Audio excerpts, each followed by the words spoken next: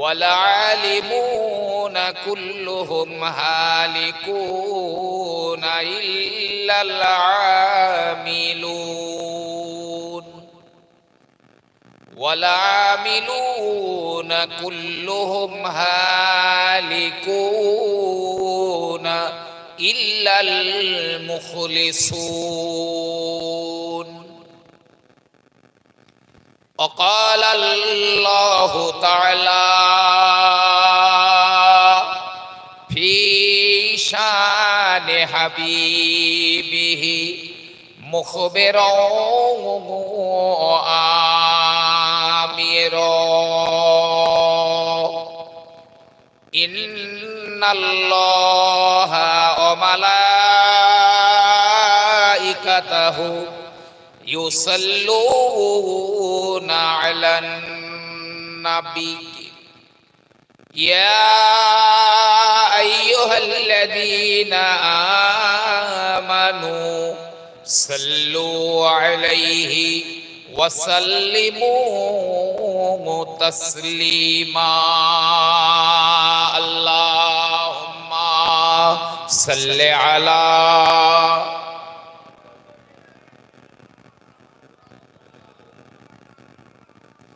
وعلى آل سيدنا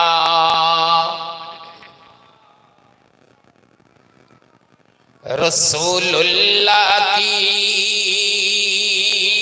मोहब्बत दिल में लेके आया हो, ओ दौलत लूट नहीं सकता, ओ दौलत लेके आया हो। अल्लाहुम्मा सल्ले अला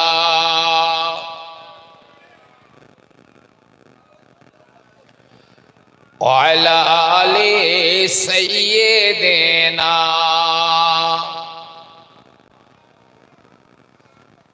बहरे तोफा का मुझको कोई डर नहीं,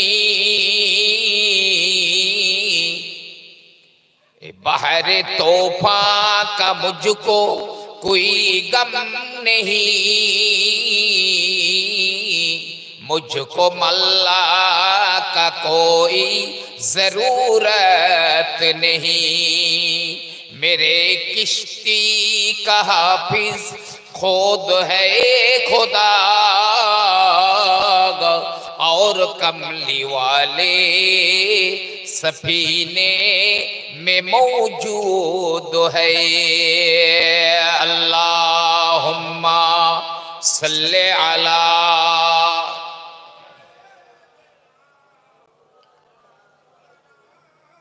व अला आले सय्यिदना।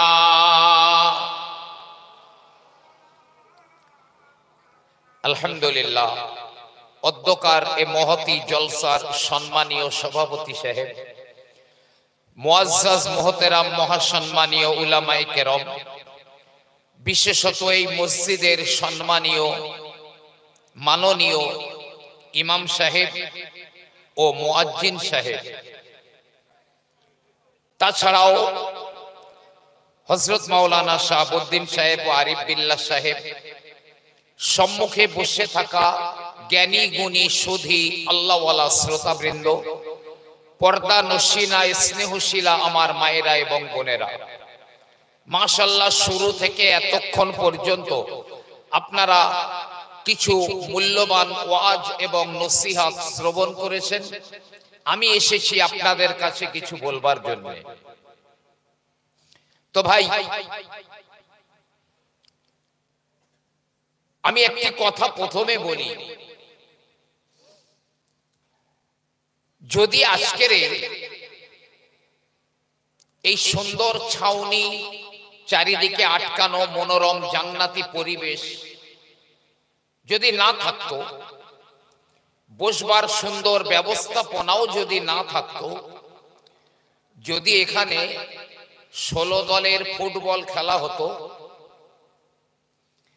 কিংবা যদি এখানে কোনো নায়ক, কোনো নায়িকা, কোনো গায়ক, কোনো গায়িকা, কোনো ড্যান্সার কেউ যদি একজনা আসতো, ঘন্টার পর ঘন্টায় শীতে দাঁড়িয়েই পার হয়ে যেত। কিন্তু যে জমিনটা আগামী 1 বছর ধরে যারা এখানে বসে ওয়াজ শুনছেন তাদের জন্য দোয়া করবে, যে জায়গার পুরো ভিডিও কিয়ামতের ময়দানে দেখানো হবে, নাজাতের একটা বড় মাধ্যম হয়ে যাবে, সেই জায়গার শ্রোতা এত নগণ্য হবে, বিশেষ করে পাতরা গ্রামে। আমার তো জানা ছিল না। যাই হোক, আমি একটা কথা বলি, কেউ যদি আপনাকে কোনো কথা বলে, ভাই আমি আজকে এই কাজটা করেছি, তো আপনি বিশ্বাস করতে পারেন, নাও পারেন, হলেও হয়তো মিথ্যে কথা বলেছে। কিন্তু কেউ যদি কসম করে বলে, আল্লাহর কসম বলছি আমি এই কাজটা করেছি, তখন আপনি কথাটা মানতে বাধ্য। না, ও তাহলে মিথ্যা বলছে না, ও কসম করেছে। তো আল্লাহ রাব্বুল আলামিন এমনি প্লেন একটি কথা বলতে পারতেন, কিন্তু আল্লাহ তার কথাটাকে খুব জোরালো করবার জন্য আল্লাহ কসম করেছেন। আল্লাহ কসম করে তারপর একটা কথা বলছেন। আমার আল্লাহ রাব্বুল আলামিন বললেন, ওয়াল আসরি, সময়ের কসম করে বলি, জমানার কসম করে বলি, অথবা আসরের সময়ের কসম করে আমি আল্লাহ রাব্বুল আলামিন বলি, ইন্নাল ইনসানা লাফি খুসর, तमाम মানব জাতিরা সবাই ধ্বংসের ভিতরে রয়েছে, হালাকাত, ধ্বংসের মধ্যে রয়েছে। একটা মানুষ এই পর্যন্ত বাদ নেই। যারা মানুষ, সব মানুষগুলো এতক্ষণে সব এর ভেতরে পড়ে গেছে, ধ্বংসের মধ্যে। আল্লাহ কসম করে বলছেন। তবে আমার আল্লাহ রাব্বুল আলামিন ইল্লা দিয়ে ইস্তিসনা করে বলেন, ইল্লাল্লাযীনা আমানু, কিন্তু যারা ঈমান এনেছে, আল্লাহর উপর ঈমান এনেছে, ওয়ামিলুস সলিহাত, তারপরে নেক আমাল করেছে, আর ওয়াতাওয়াসাউ বিল হাক্কি ওয়াতাওয়াসাউ বিস সবর, যারা হকের কথা বলেছে, মানুষের হকের উপরে থাকবার কথা বলেছে, সবর করার জন্য মানুষকে বলেছে। এই 4 শ্রেণীর মানুষ বাদ দিয়ে আমার আল্লাহ পাক কসম করে বললেন, তাম পৃথিবীর বাকি মানুষগুলো সব ধ্বংসের মধ্যে। 1 নম্বর যারা ঈমান এনেছে, 2 নম্বর ঈমান আনবার পরে নেক আমল করেছে, 3 নম্বর মানুষকে হকের উপদেশ দিয়েছে, 4 নম্বর মানুষকে সবর ইখতিয়ার করার উপদেশ দিয়েছে। এই 4 শ্রেণীর মানুষের মধ্যে আমরা তো ঈমান এনেছি সবাই, আমরা তো প্রত্যেকে ঈমানদার। তবে আমার আল্লাহ রাব্বুল আলামিন এই ঈমানদারগুলোকে বলেন, ইয়া আইয়ুহাল্লাযীনা আমানু আমিনু বিল্লাহি ওয়া রাসূলিহি, ও ঈমানদারেরা, তোমরা আল্লাহর উপরে এবং তার রাসূলের উপরে ঈমান আনো। কাফেরদের বলেননি ঈমান আনতে, বেঈমানদের ঈমান আনতে বলেননি, ঈমানদারদের ঈমান আনতে বলেছে আল্লাহর উপরে আর রাসূলের উপরে। কেন? আমরা তো ঈমানদার, তারপরেও কেন ঈমানদারদের ঈমান আনতে বলেছে? অপর জায়গায় আমার আল্লাহ রাব্বুল আলামিন বললেন, ইয়া আইয়ুহাল্লাযীনা আমানু হাল আদুল্লুকুম আলা তিজারাতিন তুনজিকুম মিন আযাবিন আলীম, ও ঈমানদারেরা, আমি কি তোমাদের এমন একটা ব্যবসার কথা বলে দেব না, যে ব্যবসা করলে তোমরা কঠিন আযাব থেকে নাজাত পাবে? হ্যাঁ, বলে দেব। রব্বুল আলামিন বলেন, তুমিনুনা বিল্লাহি ওয়া রাসূলিহি, আল্লাহর উপরে এবং তার রাসূলের উপরে ঈমান আনো। কাদের বললেন? ঈমানদারদের বলেছেন আল্লাহর উপরে আর রাসূলের উপরে ঈমান আনতে। তার মানে বোঝা গেল যে ঈমান নিয়ে বেঁচে আছি, কারো বা এই ঈমানে ডায়রিয়া হয়েছে, কারো বা এই ঈমানে প্যারালিসিস হয়েছে, কারো বা এই ঈমানে ক্যান্সার হয়ে গেছে, এই ঈমান দিয়ে সফলতা সম্ভব নয়। মার এমনি খাচ্ছি না। এই যারা আমরা মনে করি ঈমানদার, আমরাই মার খাচ্ছি বিশ্বব্যাপী, এই ঈমান দিয়ে সফলতা সম্ভব নয়, বিজয় টেনে আনা সম্ভব নয়। ওয়ালা তাহিনু ওয়ালা তাহজানু ওয়া আনতুমুল আ'লাউনা ইন কুনতুম মুমিনিন। তোমরা ভয় করো না, চিন্তা করো না, তোমরাই তো বিজয়ী হয়ে যাবে। তবে শর্ত হলো যদি তোমরা ঈমানদার হও। যদি ঈমানদার হও তাহলে তোমাদের কোনো চিন্তা করতে হবে না, ভয় করতে হবে না। আল্লাহ বলছে তোমরাই বিজয়ী হবে। কিন্তু মার খাচ্ছি, বিজয় তো দূরে যাক, বিশ্বের যারা মনে করি আমি ঈমানদার তারা মার খাচ্ছি, লাঞ্ছিত, বঞ্চিত, জি অবহেলিত। কেন? এই ঈমানে ক্যান্সার হয়ে গেছে। ঈমান কোন ঈমানে কাজ হবে? এই রকম ঈমান আনতে হবে। সেই ঈমানটা কেমন? আমার ভাইরা, হযরতে ওমর রাদিয়াল্লাহু তাআলা আনহু রোমের উপরে সৈন্য প্রেরণ করলেন রোমীদের সঙ্গে জিহাদ করার জন্য। মুসলমানেরা, ঈমানদারেরা রোমবাসীদের সঙ্গে যুদ্ধ করার জন্য বেরিয়ে পড়েছেন। ওদিকে রোম সম্রাট জানা ছিল যে মুসলমান যারা ঈমানদার এদের নাকি ঈমান খুব আশ্চর্যজনক, এরা ঈমানের উপরে অত্যন্ত কঠিন ভাবে অবিচল থাকে। এটা রোম সম্রাট শুনে খুব আশ্চর্য বোধ করত। তো রোম সম্রাট তার সৈন্যদের বলেছে, যুদ্ধে যদি কোনো মুসলমান যদি কয়েদি হয়, বন্দী হয়, তাহলে অবশ্যই তাকে জীবিত অবস্থায় আমার সামনে নিয়ে এসো। মুসলমানদের সঙ্গে রোম সম্রাটের সৈন্যদের সঙ্গে লড়াই বেঁধে গেল, যুদ্ধ বেঁধে গেল। লড়াই হয়, 100-ও বেশি মুসলমানেরা বন্দী হয়ে গেল। এই বন্দীদের ভিতরে হযরতে আব্দুল্লাহ ইবনে হুযাইফা রাদিয়াল্লাহু তাআলা আনহু বন্দী হয়েছিলেন। আব্দুল্লাহ ইবনে হুযাইফা। রোম সম্রাট বলল, আমার সামনে নিয়ে এসো। হযরতে আব্দুল্লাহ ইবনে হুযাইফা রাদিয়াল্লাহু আনহুকে রোম সম্রাটের সম্মুখে নিয়ে যাওয়া হলো। রোম সম্রাট বলল, আমি তোমাকে মুক্ত করে দিতে পারি, আমি তোমাকে ছেড়ে দিতে পারি, এ বন্দী তোমার থাকতে হবে না। তবে একটা কথা, তুমি খ্রিস্টান ধর্মটা কবুল করে নাও।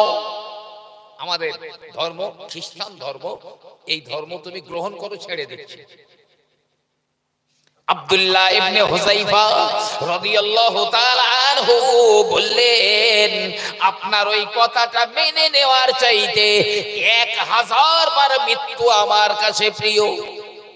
আমি 1000 বার মৃত্যু বরণ করতে রাজি আছি, তবে আপনার ওই কথাটা আমি মানতে রাজি নই। রোম সম্রাট বলে, হে আব্দুল্লাহ, তুমি যদি আমাদের খ্রিস্ট ধর্ম গ্রহণ করে নাও, আমি তোমার আমার রাজত্বের কিছু অংশ তোমার নামে লিখে দেব, তোমাকে দিয়ে দেব, রূপসী সুন্দরী কন্যার সঙ্গে তোমার বিয়ে দিয়ে দেব। আব্দুল্লাহ ইবনে হুযাইফা বললেন, আপনার কথাটা একটা সেকেন্ডের জন্যও মেনে নেওয়া আমার পক্ষে সম্ভব নয়। 1 সেকেন্ড।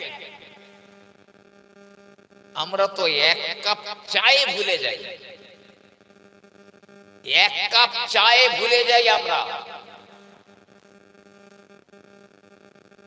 বললেন 1 সেকেন্ডের জন্য আমার পক্ষে মেনে নেওয়া সম্ভব নয়।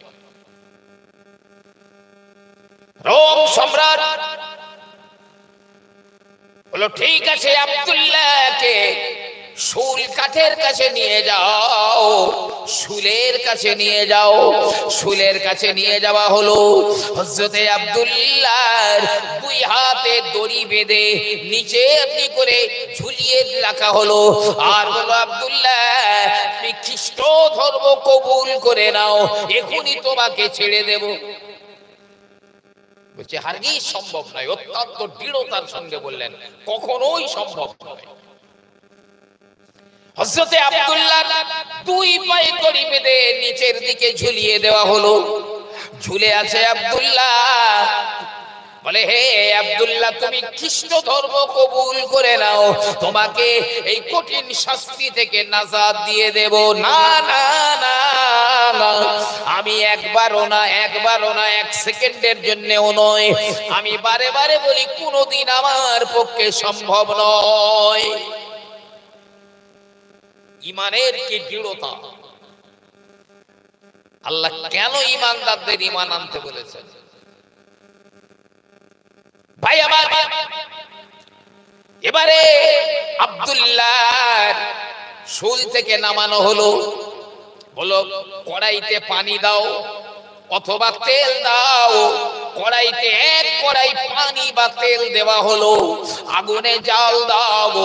আগুনে জাল দেওয়া হলো। টকবক টকবক করে ফুটছে পানি বা তেলটা। কয়েকখানার ভিতর থেকে 2 জন মুসলমান বন্দীকে নিয়ে আসা হলো। রোম সম্রাট বলল, একজনকে ওই তেলের ভিতরে ছেড়ে দাও, একজনকে তেলে ছেড়ে দাও। একজনকে ছেড়ে দিয়েছে। দাঁড়িয়ে রয়েছে আব্দুল্লাহ ইবনে হুযাইফা। তেলে ছেড়ে দেওয়া হলো। একদম মুহূর্তের মধ্যে গায়ের গোশতগুলো খসে খসে তেলের সঙ্গে মিশে শেষ হয়ে গেল। আব্দুল্লাহ, এবারে বলো, তুমি খ্রিস্ট ধর্ম গ্রহণ করবে, কবুল করবে?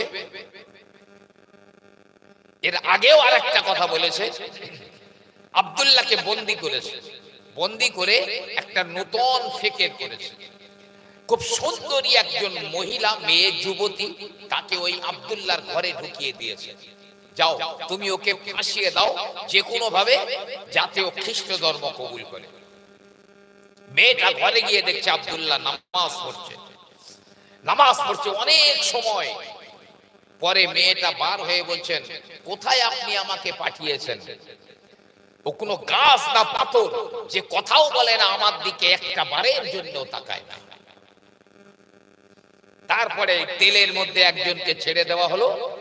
বলছে, আব্দুল্লাহ, দেখলে তো, এবার তুমি বলো, আমাদের খ্রিস্টান ধর্ম গ্রহণ করবে? বলছে, কখনোই না। রোম সম্রাট বলে, আব্দুল্লাহকে ওই কড়াইয়ের ধারে নিয়ে এসো। হযরতে আব্দুল্লাহ ইবনে হুযাইফাকে ওই কড়ার ধারে নিয়ে আনা হলো। আব্দুল্লাহ দাঁড়ায়, চোখ দিয়ে টপ টপ টপ টপ করে পানি পড়ে।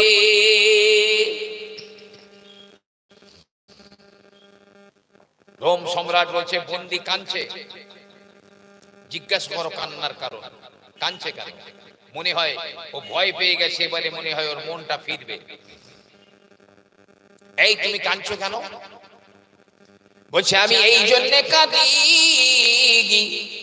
যে এখনই তো আমাকে এই কড়ার ভিতরে ফেলে দেওয়া হবে, আমার একটা জীবন এখনই শেষ হয়ে যাবে। কিন্তু আমার বড় আফসোস হয়, আমার গায়ের পশম পরিমাণ, আমার গায়ের চুল পরিমাণ যদি আমার জীবন থাকতো, আমি এক এক করে ঈমানের জন্য, ইসলামের জন্য সব এই কড়াইতে আমি শহীদ করে দিতাম। এই জন্য কাঁদছি, আমার একটা জীবন, অনেক জীবন থাকলে সব দিয়ে দিতাম। অন্য একটা বর্ণনায় আছে, হযরতে আব্দুল্লাহ ইবনে হুযাইফা তিনি বলেছিলেন যে যাকে কড়াইতে ছেড়ে দেওয়া হলো তার সঙ্গে আমার আমলের প্রতিযোগিতা চলছিল, কে কত আমল করতে পারে, ভালো আমল। তো এতদিন পর্যন্ত আমার আগে যেতে পারেনি, কিন্তু এই মুহূর্তে ও ওই কড়াইয়ের মধ্যে শহীদ হয়ে গেছে, মানে আমাকে টপকে অনেক উপরে উঠে গেছে, তাই আমি কাঁদছি যে আমার উপরে চলে গেল, আমি এখনো শহীদ হতে পারলাম না, এই জন্য কাঁদছি। এই ছিল সাহাবাদের ঈমান। আল্লাহ আল্লাহ পাক এই রকম ঈমান আনতে বলেছেন। ভাই আমার, বাবাজিরা আমার, সুমাইয়া পরিবার দেখুন, সুমাইয়ার স্বামী, সুমাইয়ার ছেলে, একজনকে মায়ের সামনে শহীদ করে দেওয়া হলো ছেলেকে। স্বামীর দুই পায়ে, উটের পিছনের পায়ের সঙ্গে বিপরীত মুখী দুটো উটের পায়ে বেঁধে দেওয়া হলো, উট চালানো হলো, স্বামী মাঝখান থেকে দুখণ্ড হয়ে চিরে গেল, ঈমান তারা দিলেন না। সুমাইয়াকে বলা হলো, সুমাইয়া এবারে তুমি বলো। বলে না না না, সব দিতে পারি, আমি ঈমান দিতে পারি না। ওই অভিশপ্ত আবু জেহেল কি করলো, বৃদ্ধ সুমাইয়ার গোপন অঙ্গে বল্লভের খোঁচা মেরে দিয়ে শহীদ করে দিল। শহীদ হয়ে গেল বটে, চোখের সামনে স্বামীর শহীদ হওয়া দেখে, নিজের কলিজা ছেঁড়া বেটার শহীদ হয়ে যাওয়া দেখে, কিন্তু সুমাইয়া ঈমান দিল না।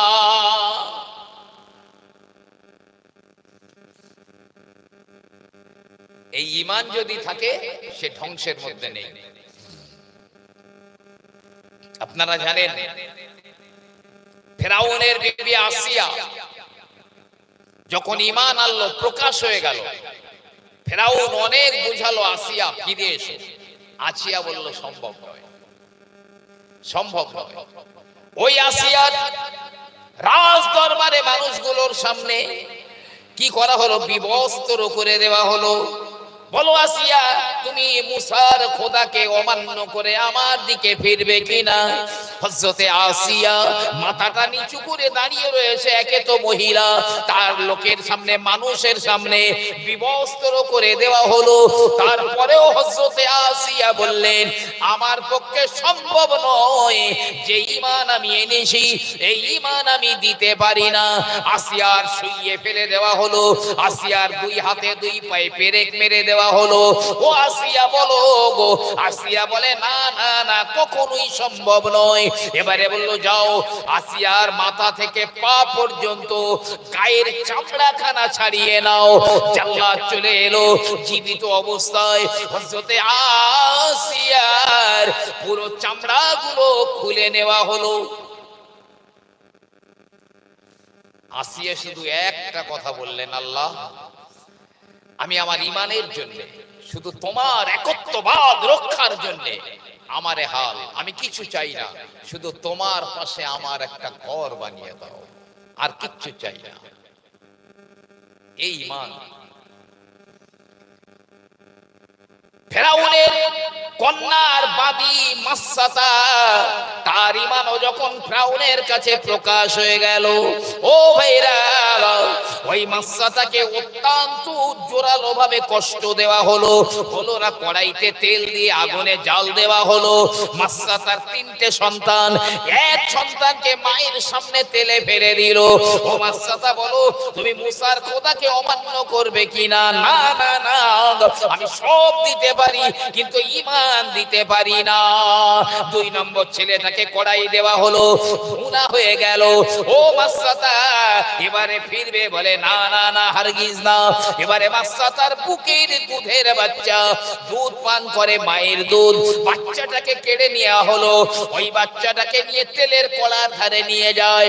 মাসসাতা বলো বলো বলো, এবারে তুমি ওই ঈমান ছেড়ে দিবে কিনা?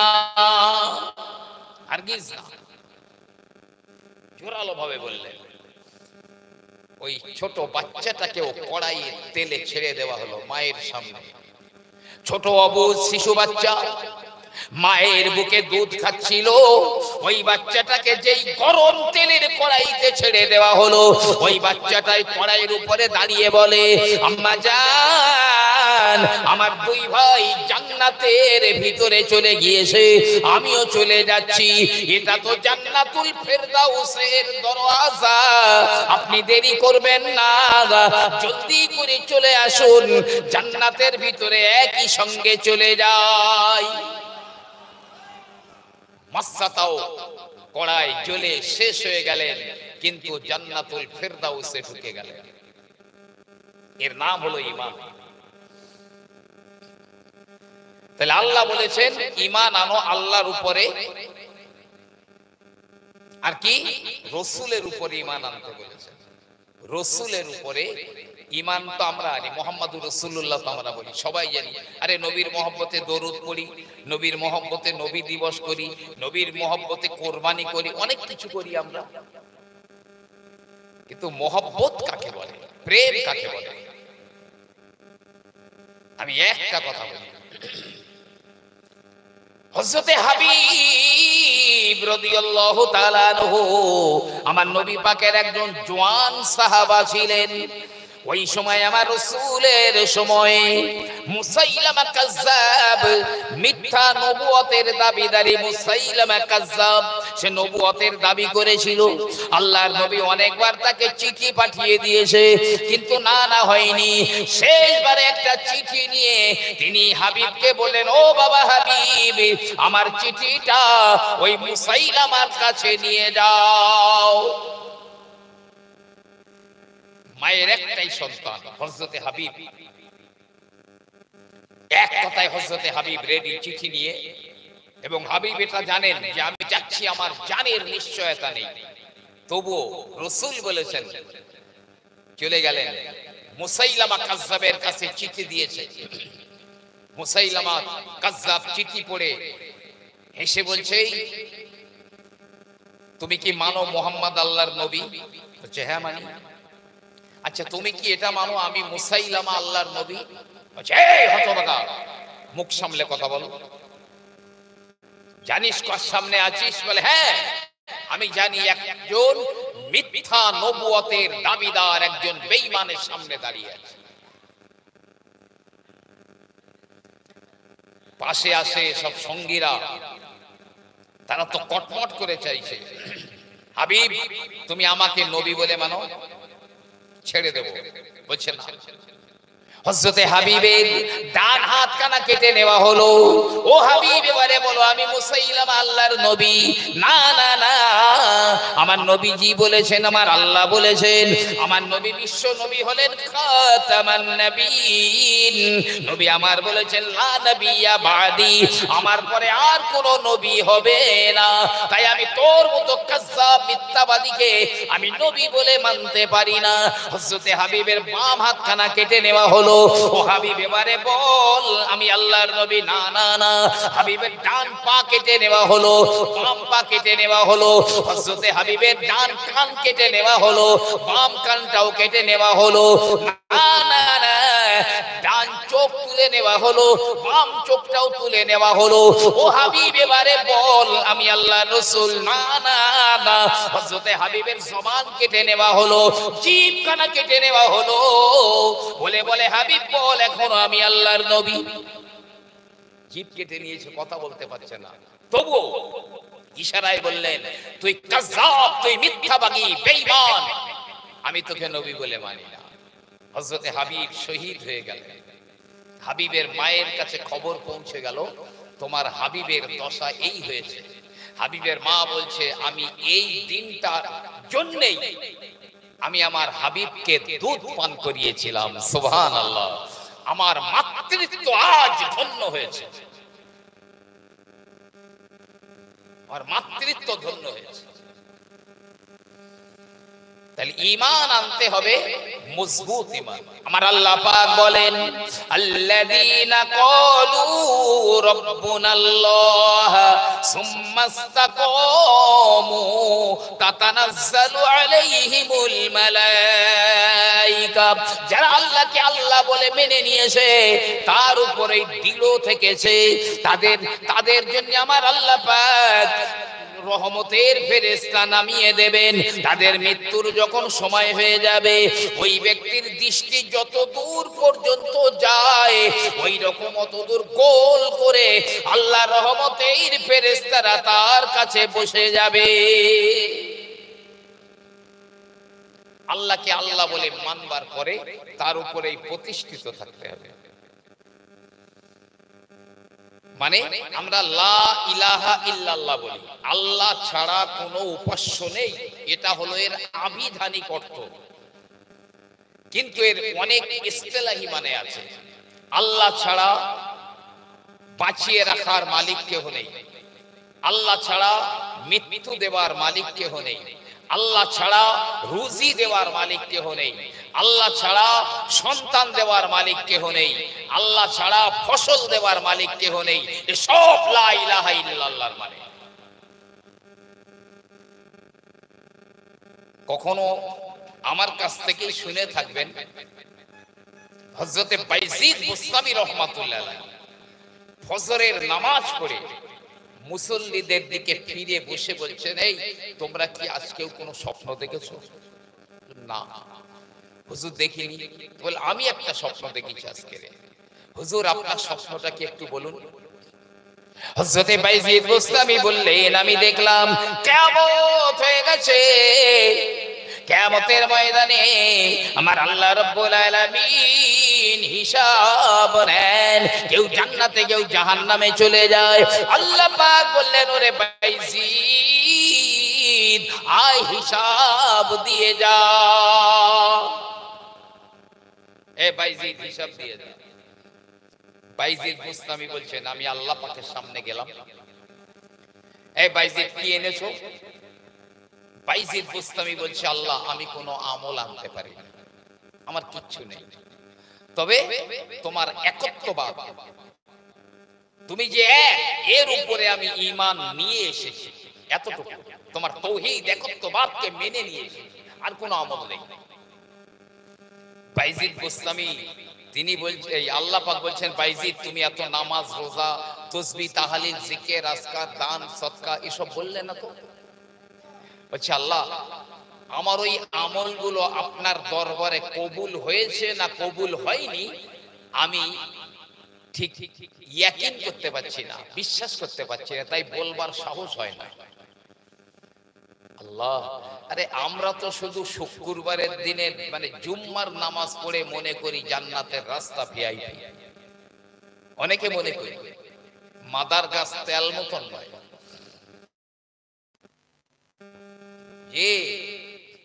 আল্লাহ বলছে, বাইজিদ তোর জীবনের আমল আমার কাছে কবুল হয়েছে কিনা তোর নিজেরই বিশ্বাস নেই, তো তোর কোন আমল আমার কাছে কবুল হয়নি। বাইজিদ বুস্তামি রাহমাতুল্লাহ আলাইহির মতন প্রথম সারির আল্লাহর ওলি, আল্লাহ বলছে একটা আমলও কবুল হয়নি। তো হে বাইজিদ, তুমি কি আমার একত্ববাদ আনতে পেরেছো? লা ইলাহা ইল্লাল্লাহ এর উপরে কায়েম থেকে আসতে পেরেছো? বলে, হ্যাঁ আল্লাহ ওটা আমি এনেছি, একদম শিওর। আমার আল্লাহ রাব্বুল আলামিন বললেন, ওরে বাইজিদ দুধের রাতের কথা কি মনে আছে? এই দুধের রাতের কথা মনে আছে? তার মানে একদিন শীতকালে হযরতে বাইজিদ বুস্তামি রাহমাতুল্লাহ আলাইহি এক গ্লাস ঠান্ডা দুধ পান করেছিলেন।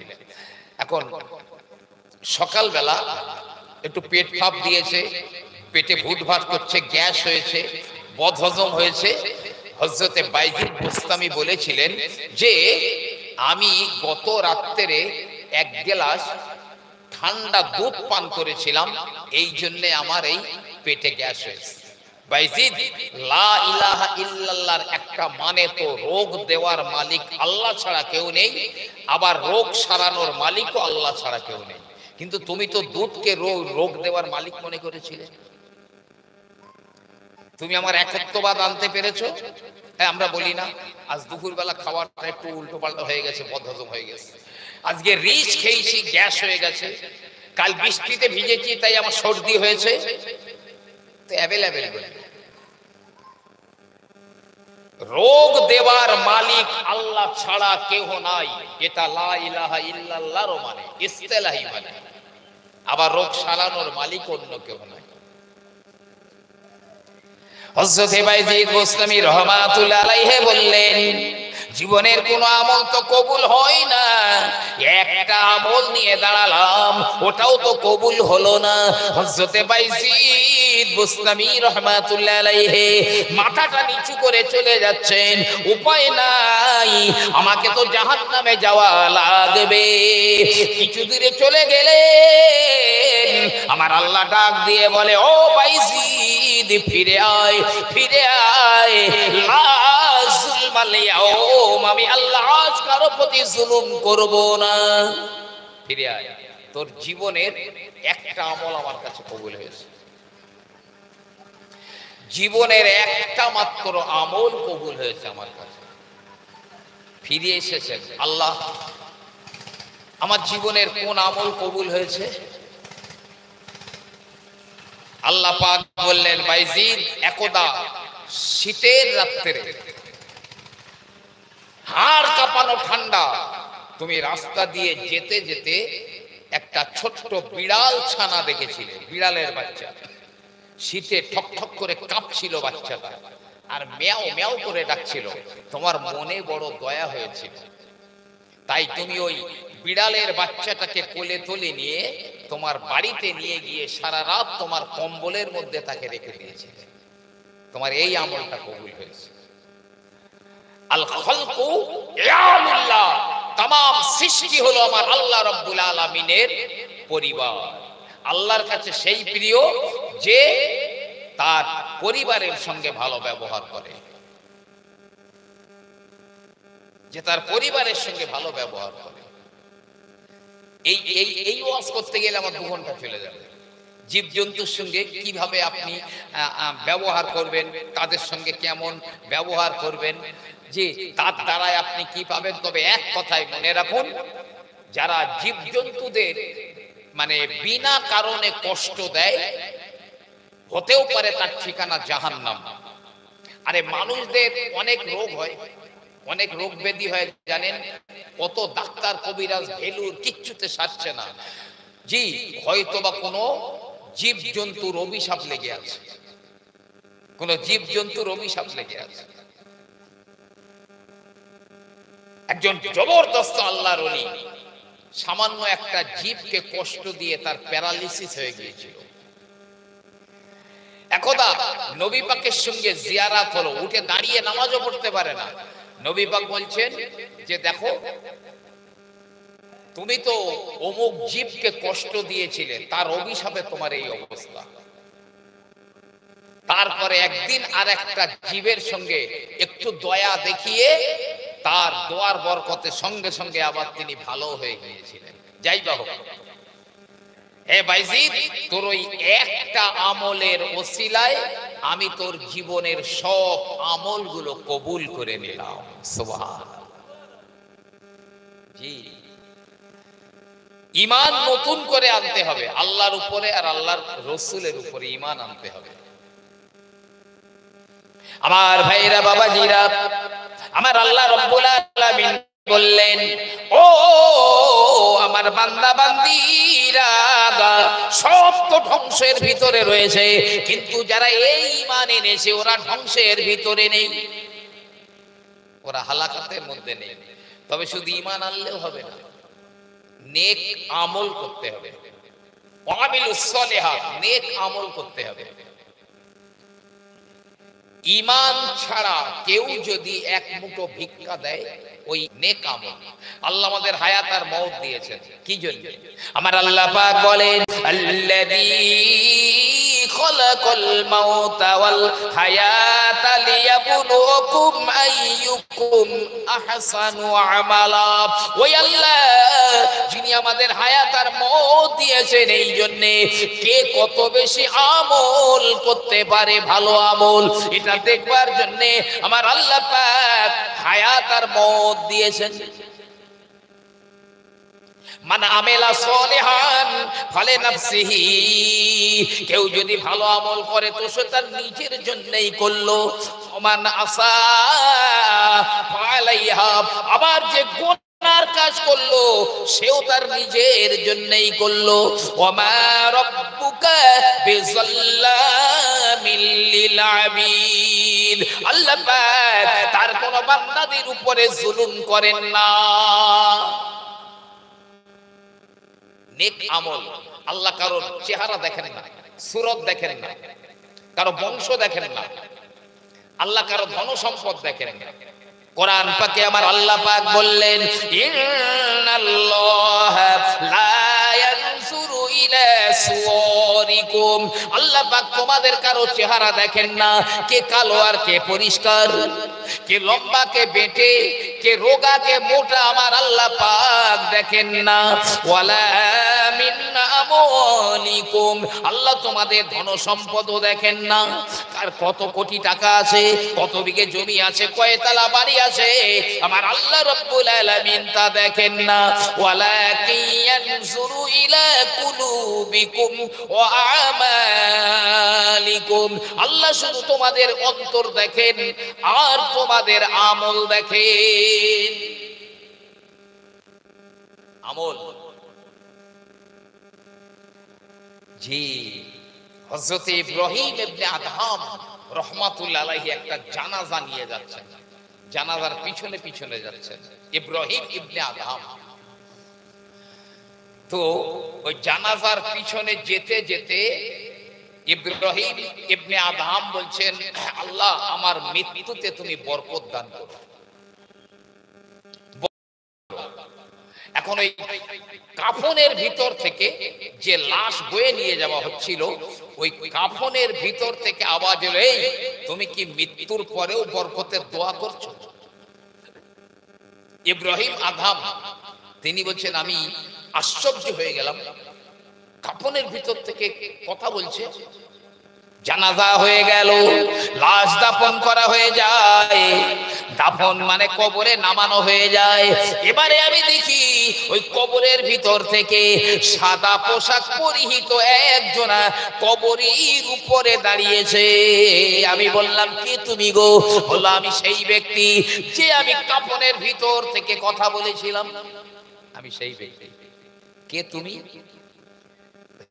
আমি হলাম এই ব্যক্তির নেক আমাল, আমি এই ব্যক্তির নেক আমাল, ওর পরিবারের ওকে দাফন করে এক্ষুনি চলে যাচ্ছে, কিন্তু আমি ওর সঙ্গে ওর কবরের ভিতরে ঢুকেছি, থাকবো, ও আল্লাহর জান্নাতে না যাওয়া পর্যন্ত আমি আছি। কেন নেক আমল করবেন? বললে নিজের জন্য।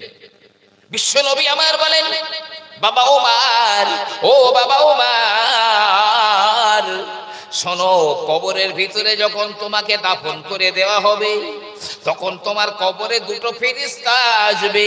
ইজা উকবিরাল মাইয়িতাতানিল মালাকানে আসওয়াদান, দুটো কালো রঙের বিশাল চেহারা, নখগুলো বড় বড়, দাঁতগুলো বড় বড়, চোখগুলো বড় বড় নীল বর্ণের। ও বাবা ওমর, ওই দুটো ফেরেশতার গলার স্বাভাবিক আওয়াজ হবে বাজ পড়ার মতো আওয়াজ, স্বাভাবিক আওয়াজ হবে বাজ পড়ার মতো। তবে ওই ফেরেশতা ধমক দিয়ে বলবে তোমাকে। তাদের চোখের চাহনি হলো বিদ্যুৎ চমকানোর মতো।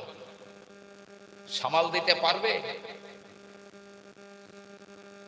কোন ঈমানদার নেককার আল্লাহওয়ালা কবরে ফেরেশতা ঢুকেছে, এত গম্ভীর সুরে বলল, আল্লাহর হুকুমে উঠে যাও, মুর্দা হুলমুল করে উঠে যাবে, তার টোটাল কাফনগুলো গায়ের থেকে খসে কোমরে আটকে যাবে। এবার ফেরেশতার ওই বিশাল চেহারা দেখে আর চোখগুলো দেখে আর আওয়াজ শুনে হয়তো কোন ঈমানদার কথা বলতে পারছে না, ভয়তে জবান খুলছে না।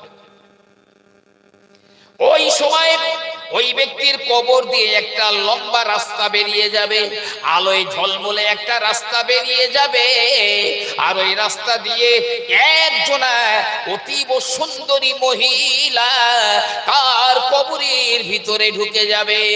ও আল্লাহর ফেরেশতারা, তুমি একে প্রশ্ন করো না, আমি এই বান্দার প্রশ্নের জবাব আমি নিজে দিয়ে দেব। ওই মহিলা কবরের প্রশ্নের জবাবগুলো দিয়ে দেয়, গায়েবী আওয়াজ হয়ে যায়, ও ফেরেশতারা আমার বান্দার কবর ছেড়ে দে, আমার বান্দার কবরটা জান্নাতের বাগান বানিয়ে দে। জান্নাতের বাগান হয়ে গেল। দৃষ্টি যত দূর পর্যন্ত যাওয়া সম্ভব তত দূর গোল করে তার কবরের জায়গা বড় হয়ে যাবে, পুরো জান্নাতের বাগান হয়ে যাবে কবর। আর এই মহিলা চলে যাচ্ছে, এর তো একটা সৌজন্য বোধ আছে। হে হে মহিলা, দাঁড়াও দাঁড়াও, আমার আপনজনেরা সব ফেলে রেখে চলে গেল, আর এই বিপদে তুমি আমাকে এতটা সহযোগিতা করলে, তোমার পরিচয়টা তো দিয়ে যাও, তুমি কে?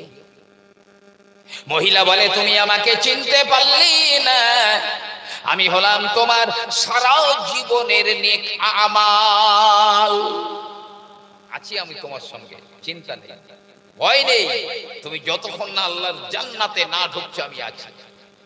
কিন্তু যারা বেঈমান, বেদিন, পাপাচার, মুনাফিক, ফাসিক, ওদের কবরে ফেরেশতা আসবে, এমনিতে তো জবাব দিতে পারবে না, ওদি কিন্তু তাদের কবর দিয়ে একটা রাস্তা বেরিয়ে যাবে, কদাকার কুৎসিত বিশ্রী একজনা মহিলা তার কবরের ভিতরে ঢুকবে। এই ফেরেশতারা সময় নষ্ট করো না, একে আযাব দাও, এর কবরটা জাহান্নামের আগুন ভরে দাও। আরে হতভাগিনী, কে তুই?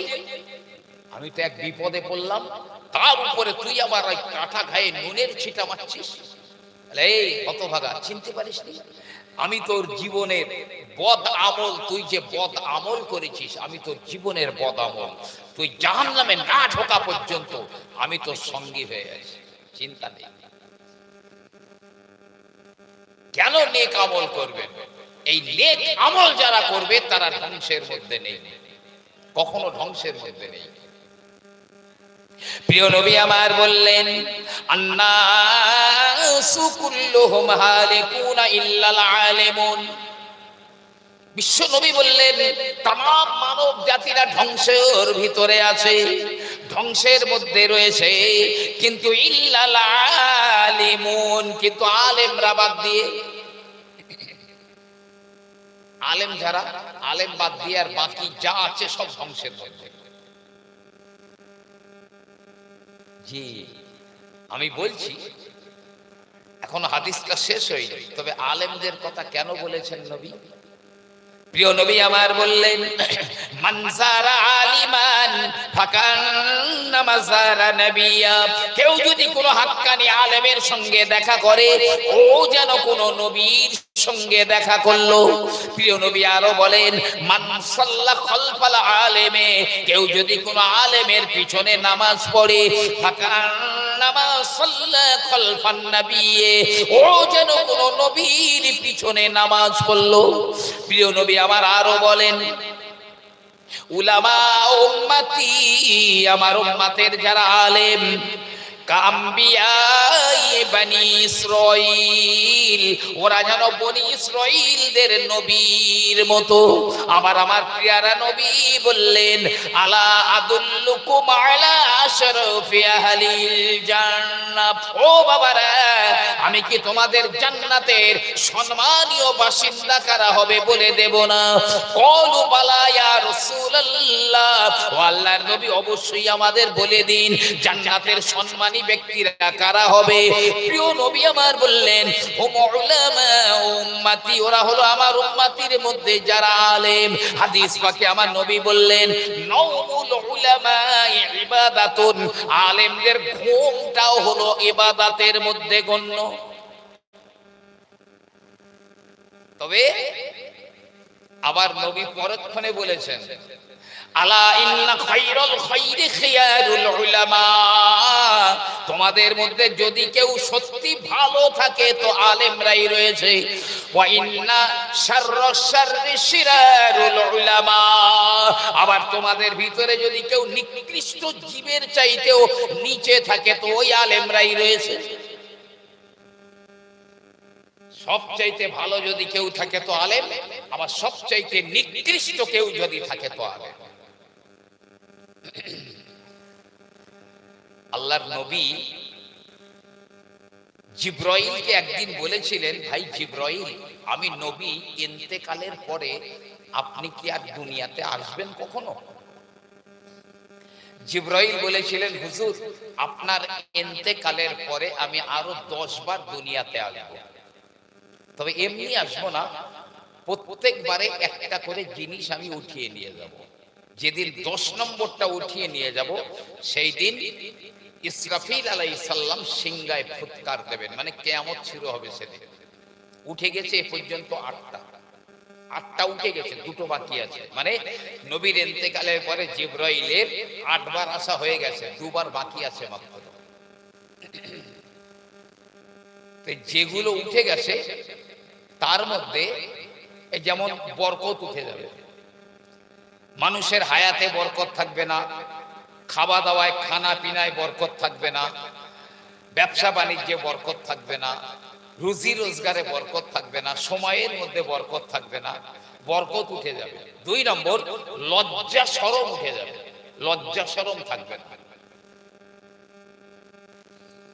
হায়া লজ্জা থাকবে না। বাস্তব যদি তাই থাকতো তাহলে আমাদেরকে দেখতে হতো না অন্য জাতিরা কি করলো, সে আমার দেখার দরকার নেই।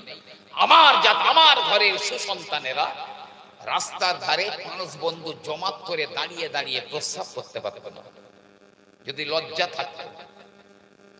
প্রিয় নবী আমার বলেন, ওই জমানায় একদল মহিলারা, একদল মেয়েরা, তারা টোটালি লজ্জা শরম তাদের ভিতরে থাকবে না, উঠে যাবে। সেটা তো আমরা বাস্তবেই দেখতে পাচ্ছি। মেলায় বা অন্য হাটে বাজারে এখানে সেখানে যা হচ্ছে তো হচ্ছে, কিন্তু সবচাইতে পরিতাপের বিষয় হলো যেটা হাদিস আর কোরআনের মাহফিল, যেখানে হাদিস আর কোরআন আলোচনা হবে, সেখানেই হাদিস আর কোরআনের গলা টুটি চেপে ধরে রাখা হয়েছে। যেখানে কোরআনে আল্লাহ বলেছেন, ওয়াকরনা ফি বুয়ুতিকুন্না, তোমরা তোমাদের, হে মহিলারা, তোমরা তোমাদের ঘরের ভিতরে অবস্থান করো, কিন্তু সেই মাহফিলের উদ্দেশ্যে নারীরা নির্লজ্জভাবে ঘুরে বেড়ায় বাজার ঘাটে মেলার মতো। এর চাইতে পরিতাপের বিষয় আর কিছু হতে পারে বলে আমি মনে করি না।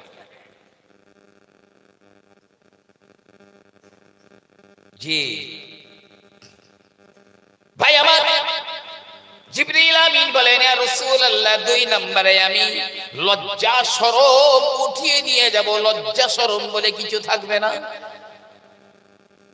বাসে উঠে, ট্রেনে উঠে, বাজারে, রাস্তায় আপনি অ্যাভেলেবেল দেখতে পাবেন যে ওর চাইতে মনে হয় জীবজন্তুরা, কুকুর বিড়ালদের লজ্জা আছে।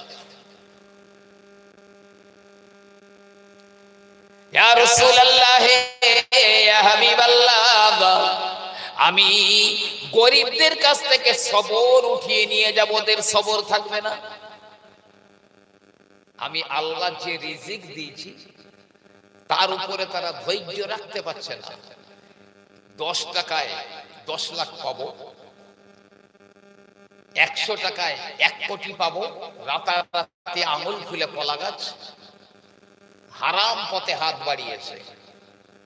জি, পণের টাকা খেয়ে, ঘুষের টাকা খেয়ে, সুদের টাকা খেয়ে, তারপরে লটারি, জুয়া, কোনটা নেই আমাদের মধ্যে? সবর নেই।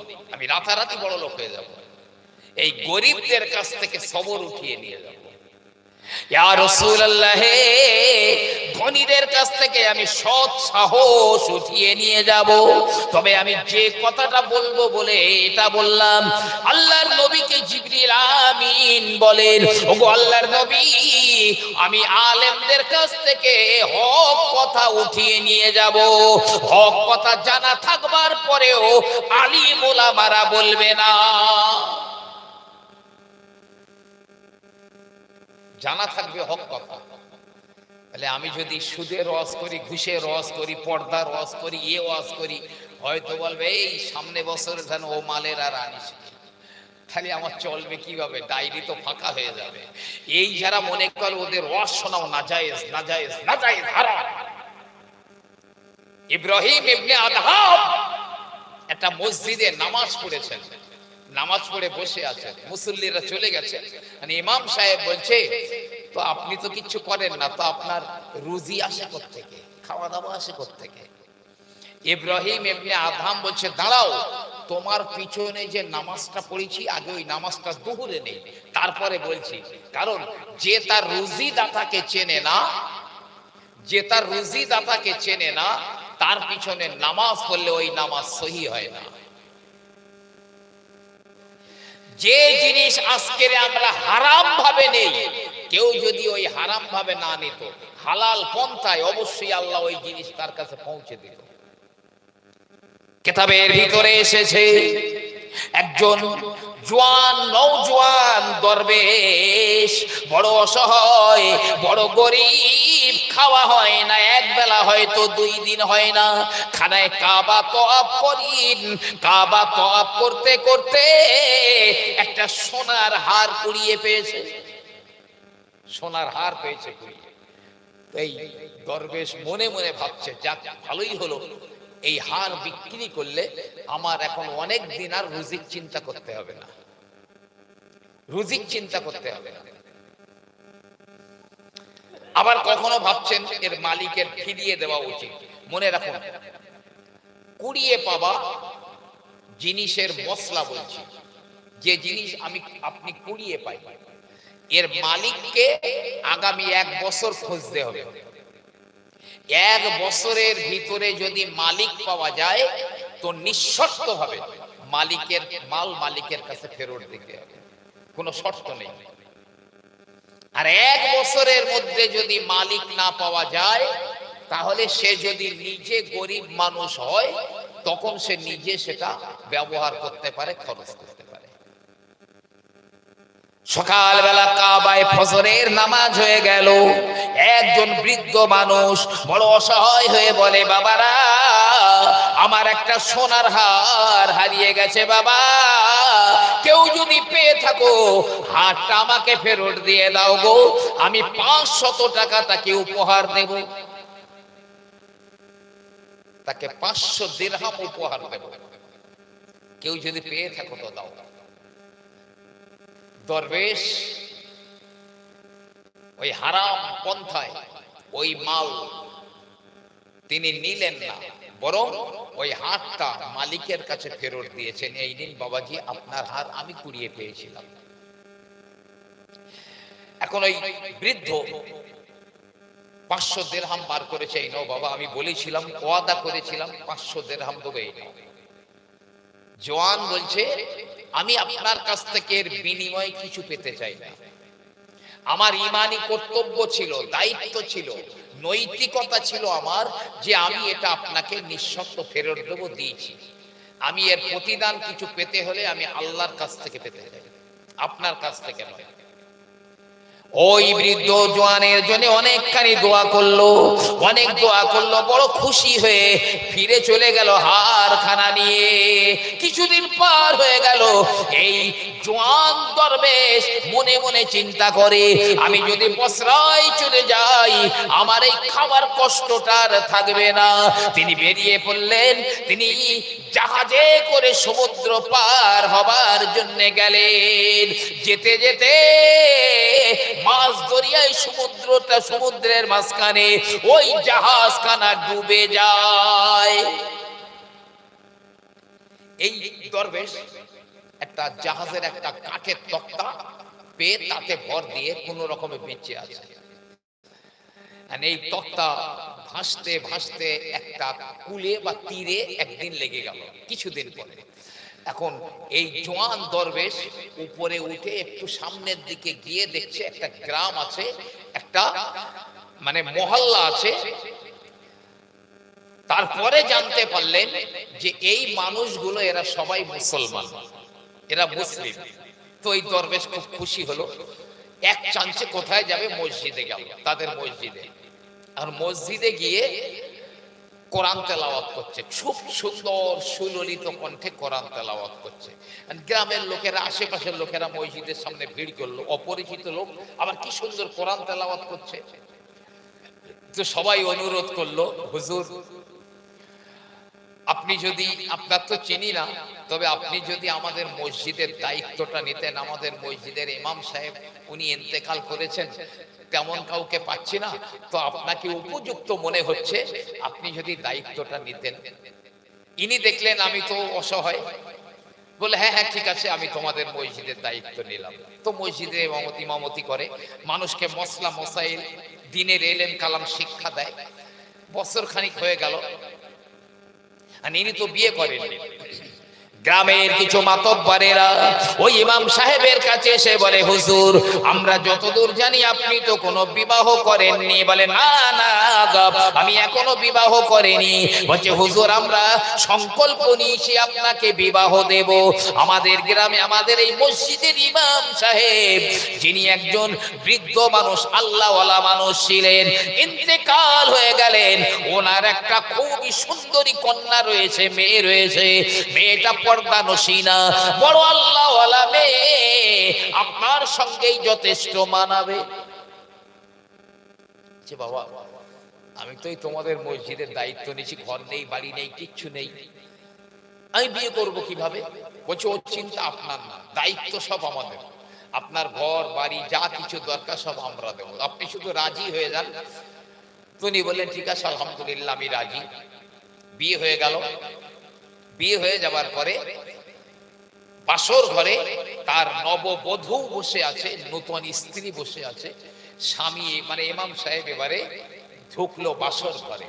ঢুকে প্রথমেই নজর পড়লো তার স্ত্রীর গলায় একটা হার রয়েছে, বহুমূল্যবান হার।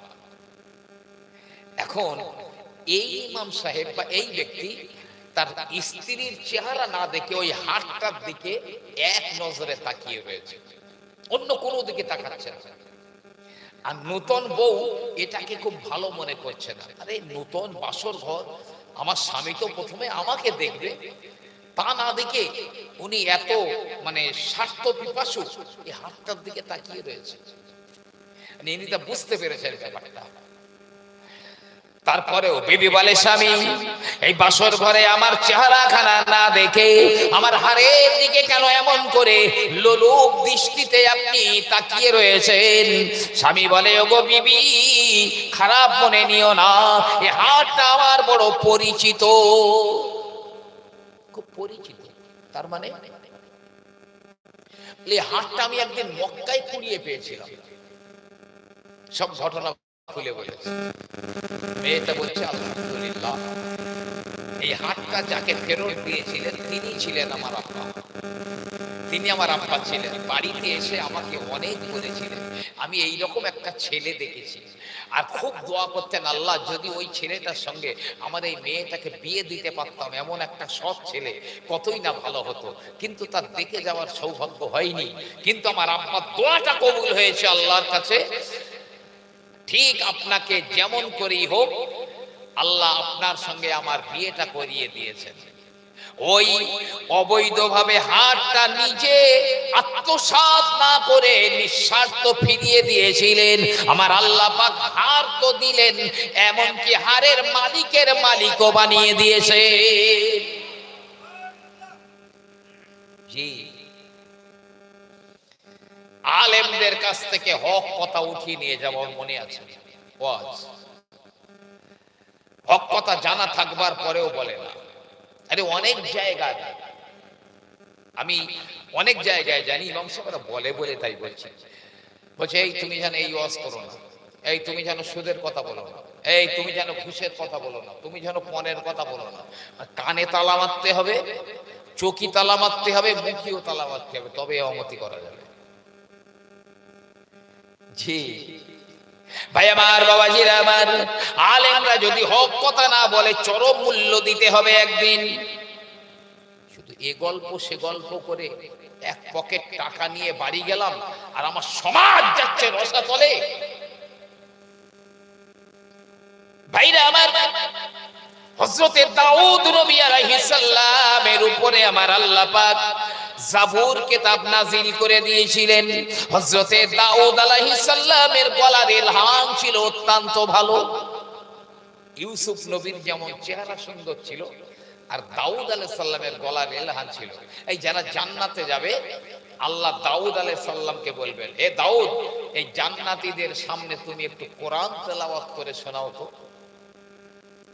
দাউদ আলাইহিস সালাম কোরআন তেলাওয়াত করবেন, আর সেই সুরের মূর্ছনায় জান্নাতবাসীরা 70 বছর বা 70 বছরেরও বেশি তারা আনন্দে আত্মহারা হয়ে থাকে। কি গলার ইলহাম! হযরতে নবী দাউদ আলাইহিস সালাম সমুদ্রের কিনারায় বসে বসে ওই জাবুর কিতাব তেলাওয়াত করতেন, আর তার গলার সুরের মূর্ছনায় সমুদ্রের বড় বড় মাছগুলো ওই কিনারায় এসে মাথা উঁচু করে দাউদ নবীর কণ্ঠে ওই জাবুর তেলাওয়াত শুনতো। মাছেরা শুনতে আসতো। তাফসীরে জালালাইন শরীফের মধ্যে পাওয়া যাবে। আর আমি কোরআনের আয়াতও বলছি। আর বনি ইসরাঈলেরা মানে দাউদ নবীর উম্মতেরা কি করত? ওরা দেখতো এই মাছগুলো তো অন্য সময় পাওয়া যায় না, দেখা যায় না, ওরা জাল দিয়ে ওই মাছগুলো ধরে নিত, সুযোগের সদ্ব্যবহার করত। এখন বাকি মাছেরা আল্লাহর কাছে প্রার্থনা করলো, আয় আল্লাহ, আমরা তো একটা ভালো নিয়েতে যাই ওখানে তোমার কালাম শুনতে, তাও তোমার নবীর কণ্ঠে, আর এরা সুযোগের সদ্ব্যবহার করে। আমার আল্লাহ পাক দাউদ নবীকে বললেন, ও নবী দাউদ, সপ্তাহের 7 দিন নয়, একদিন সমুদ্রের ধারে জাবুর তেলাওয়াত করবে, আর 6 দিন অন্য জায়গায়। সমুদ্রের ধারে মাত্র একদিন। তুমি বলো কোন দিন তুমি বেছে নেবে। তো বলছে, আল্লাহ, আমি শনিবারের দিন বেছে নিয়েছি। এখনো দেখবেন ইহুদিদের সাপ্তাহিক বিশেষ ইবাদতের দিন হলো শনিবারের দিন, খ্রিস্টানদের রবিবার, আর মুসলমানদের শুক্রবার। তো শনিবারের দিন দাউদ নবী আলাইহিস সালাম ওই সমুদ্রের ধারে জাবুর তেলাওয়াত করতেন। জাবুর, আর মাছ ভেসে উঠতো, বনি ইসরাঈলেরা তাও ধরে নিত। আমার আল্লাহ রাব্বুল আলামিন বললেন, ও নবী দাউদ, বনি ইসরাঈল গুলোকে বলে দাও ওরা 6 দিন মাছ ধরবে, কিন্তু শনিবারের দিনে কোনো মাছ ওরা ধরতে পারবে না। শনিবারটা যেন মাছ না ধরে, আর 6 দিন ধরবে। দাউদ আলাইহিস সালাম বলেন, এই বনি ইসরাঈলেরা, আল্লাহ বলে দিয়েছেন তোমরা শনিবারের দিনে সমুদ্রের কোনো মাছ শিকার করতে পারবে না। তো বললো, হুজুর ঠিক আছে, শনিবারে মাছ ধরবো না। ওরা কি করলো? দাউদ আলাইহিস সালাম যেখানটায় বসে জাবুর তেলাওয়াত করতেন তার পাশ দিয়ে একটা খাল কেটে আনলো, সমুদ্র থেকে খাল কাটলো, কেটে খালের মাথায় বড় একটা ঘেরি বা পুকুর বানালো। আর যেই দাউদ আলাইহিস সালাম শনিবারের দিনে ওই জাবুর তেলাওয়াত করতেন, আর মাছগুলো ভেসে পুকুরও ভর্তি হয়ে যেত, খালও ভর্তি হয়ে যেত, আর বনি ইসরাঈলেরা খালের মুখে জাল দিয়ে আটকে দিত। শনিবারের দিন আর ধরতো না, ওই মাছগুলো রবিবারের দিন দিয়ে ধরে নিত। আল্লাহর সঙ্গে কি পরিমাণ বাদরামি করলো এরা! হযরতে দাউদ আলাইহিস সালাম বললেন, ও বনি ইসরাঈলেরা, আমি আল্লাহর নিষেধ তোমাদের শোনালাম, আল্লাহর আদেশ শোনালাম, কিন্তু তোমরা মানলে না। শনিবারের দিনে মাছ ধরতে তো নিষেধ করে দিয়েছিলাম। ওরা বলল, হুজুর, শনিবারে তো মাছ ধরি না, আমরা তো রবিবারের দিনে ধরি। জাল দিয়ে আটকে রাখা ধরার মধ্যে তফাৎ আছে। অমাকারু অমাকার আল্লাহ। তুমি আল্লাহর সঙ্গে চালবাজি করছো, আল্লাহ তোমার চাইতে অনেক বেশি তোমার উপরে চালবাজি করবে। আমার আল্লাহ এবারে কোরআন পাকে, ওরা সীমা লঙ্ঘন করে গেল, সীমা অতিক্রম করে গেল বনি ইসরাঈলেরা, একটা নিষেধ মানেনি। আল্লাহ পাক বলেন, ওয়ালাকাদ আলিমতুমুল্লাযীনা আতাদাউ মিনকুম ফিস সাবতি ফাকুলনা লাহুম কুনু কিরাদাতান খাসিন। শনিবারের দিনে মাছ শিকার করবার ব্যাপারে বনি ইসরাইলেরা যখন সীমা লঙ্ঘন করে চলে গেল, আমার এই হুকুমকে বুড়ো আঙুল দেখিয়ে সীমা লঙ্ঘন করে দিল। আমি আল্লাহ বললাম, কোন কিরাদাতান খাসিন, তোরা লাঞ্ছিত বানর হয়ে যা, এই বাদর হয়ে যা। 70,000 মতো মানুষ বাদর হয়ে গিয়েছিল। 70,000 মানুষ, মাত্র 3 দিন বেঁচে ছিল এরা। তাফসীরে জালালাইন শরীফ খুললেই পাবে। তবে যারা বাদর হয়েছিল এদের মধ্যে প্রায় 40,000 আলেম ছিল। 40,000 আলেম ছিল। দাউদ নবী আলাইহিস সালাম বললেন, আল্লাহ পাক এই সাধারণ মানুষগুলো না হয় অন্যায় করে বাদর হয়েছে, কিন্তু এই আলেমেরা কি করলো? এই আলেমরাও কেন বাদর হয়ে যায়? তাফসীরে জালালাইনের ভিতরে আমার আল্লাহ পাক বললেন, কানু লা ইয়াতানাহাউনা আনিল মুনকার। ও দাউদ, ওদের চোখের সামনে আমার হুকুমের ওরা বুড়ো আঙুল দেখাচ্ছিল, কিন্তু ওরা জানবার পরেও নিষেধ করেনি, ওদের বলেনি, বরং ওদের সঙ্গে ওঠা বসা করেছে, খাই খাওয়া করেছে, লেনদেন করেছে, লৌকিকতা করেছে। তাই যে অন্যায় করে আর যে অন্যায় সহে উভয়ই সমদোষী। সাধারণ মানুষগুলো অন্যায় করে বাদর হয়েছে, কিন্তু আলেমেরা প্রতিবাদ না করে, হক কথা না বলে বাদর হয়েছে। আলেমের দায়িত্ব অনেক। বিশ্ব নবী আমার বললেন, মান রা মিনকুম মুনকারন ফালইউগাইয়িরহু বিয়াদিহি। কেউ যদি কোনো শরীয়ত বিরোধী কাজ হতে দেখে, যদি তার ক্ষমতা থাকে, ও যেন হাত দিয়ে বাধা দেয়। এই ক্ষমতাটা রাজনৈতিক পাওয়ার যাদের মধ্যে আছে তাদের পক্ষে সম্ভব। যদি কেউ এই ক্ষমতা না রাখে, সে যেন তার জবান দিয়ে বাধা দেয়। এ ক্ষমতা সাধারণ মানুষেরও পূর্ণ না থাকলেও কিঞ্চিত আছে, তবে আলেমদের 16 আনা আছে। জবান দিয়ে বাধা দাও।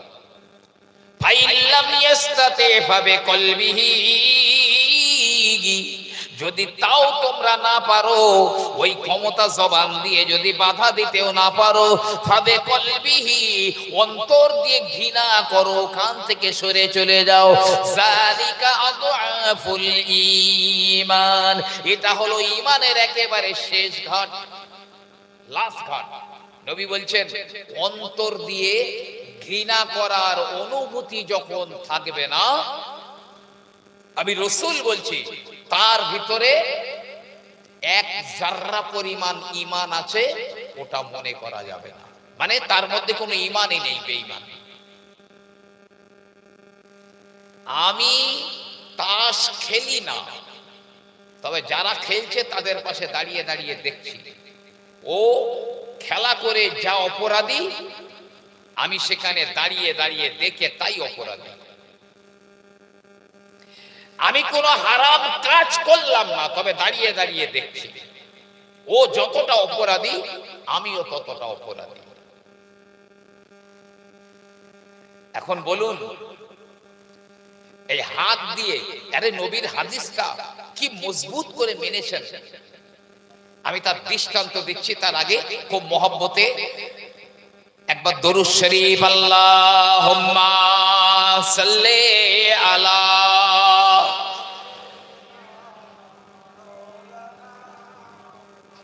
ওয়া আলা আলি সাইয়্যিদিনা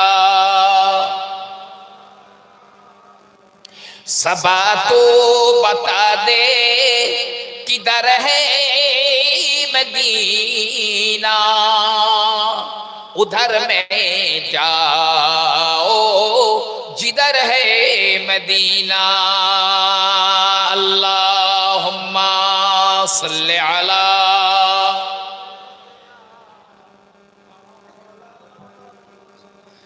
अला आले सय्यिदिना।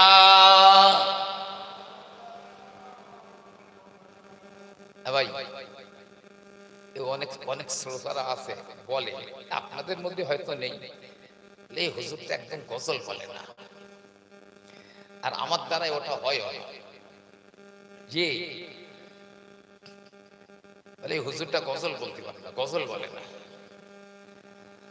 শোনেন, বসিরহাটের আল্লামা রুহুল আমিন রহমাতুল্লাহ আলাইহি জরুরি মাসাইলের মধ্যে একটা মসলা লিখেছেন, এবং তার কেরাত শিক্ষার প্রথম খণ্ডেও একটা মসলা আছে। কিয়ামতের কাছাকাছি সময়ে একদল কারি সাহেবরা তারা গানের সুরে কোরআন তেলাওয়াত করবে, গানের সুরে, আর একদল শ্রোতারা খুব বাহবা দেবে, ওহ কি সুন্দর তেলাওয়াত, কি দারুণ তেলাওয়াত। আল্লামা রুহুল আমিন রহমাতুল্লাহ আলাইহি লিখছেন, গানের সুরে যে কোরআন তেলাওয়াত করেছে ও বেঈমান, আর যারা বাহাবা দিয়েছে ওরাও বেঈমান। আর বেঈমান হয়ে গেলে মসলা জানেন, কেউ যখন বেঈমান হয়ে যাবে সে মুখে না বললেও তার স্ত্রী তালাক হয়ে যাবে। স্ত্রী যদি বেঈমান হয়ে যায়, তালাক না বললেও তালাক হয়ে যাবে। নতুন করে বিয়েটা দুজনার মধ্যে পড়িয়ে নিতে হবে, মানে অন্য জায়গায় তাহলিল করতে হবে না, নতুন করে বিয়েটা পড়িয়ে নিতে হবে। এখন বলুন, আমি বলবো না তেলাওয়াত করলে আর বাহবা দিলে বেঈমান হয়, তো যদি গানের সুরে কেউ গজল পড়ে তো কতটা ইমানদার হবে? এই ফতোয়াটা আপনাদের কাছে। গজল বলা তো জায়েজ অবশ্যই। হযরতে হাসান বিন সাবেতের জন্য নবী একটা মেম্বার করেছিলেন, নবীর প্রশংসা সূচক কবিতা পড়তেন, এটা তো অবশ্যই জায়েজ। তবে আল্লামা রুহুল আমিন রহমাতুল্লাহ আলাইহি লিখেছেন, দুটো সুর আছে, একটা গানের জি আর একটা গজল স্বাভাবিক নিয়মে। তো গানের সুরে একটা টোটাল হারাম হারাম হারাম, গজলের সুরটা জায়েজ, তবে শর্ত আছে। যেখানে গজল পড়া হবে সেই মজলিসে কোনো দাড়িবিহীন বালক যেন না থাকে, আর কোনো মহিলা যেন না থাকে, তাহলে জায়েজ হবে। জি, এতে যে কদিন আল্লাহ নিয়ে যায় আলহামদুলিল্লাহ, অসুবিধা হচ্ছে না তো আপনাদের? মাশাআল্লাহ। আমি একদম সময় নষ্ট করছি না, আমি যে কথাটা আপনাদের বলতে যাচ্ছিলাম, হাত দিয়ে বাধা দেওয়ার ক্ষমতা থাকলে কিভাবে বাধা দেবেন? সম্রাট বাবর যখন রাজত্ব করছিলেন, বাবরের পীর সাহেব ছিলেন শাহ আবু আলী কালান্দার রহমাতুল্লাহ আলাইহি। কথাটা মাওলানা আবুল কালাম আজাদ লিখেছেন। শাহ আবু আলী কালান্দার, পানিপথে তার কবর আছে, আমি গিয়েছি সেখানে পানিপথে। তো সম্রাট বাবর যখন রাজ দরবারে বসে থাকতেন, তার পীর সাহেব বাবরের পাশেই আর একটা চেয়ারে বসে থাকতেন। আর ওই সময় সম্রাট বাবরের কাজী সাহেব ছিলেন কাজী সানাউল্লাহ পানিপতি। কাজী সানাউল্লাহ পানিপতি নাম শুনে থাকবেন।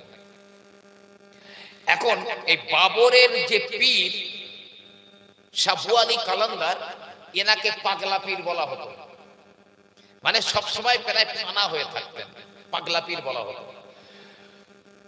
তো গোপগুলো শরীয়তের সীমা রেখা ছাড়িয়ে নিচে নেমে গেছে অনেক, মানে ঠোঁটের নিচে অনেকটা নেমে এসেছে।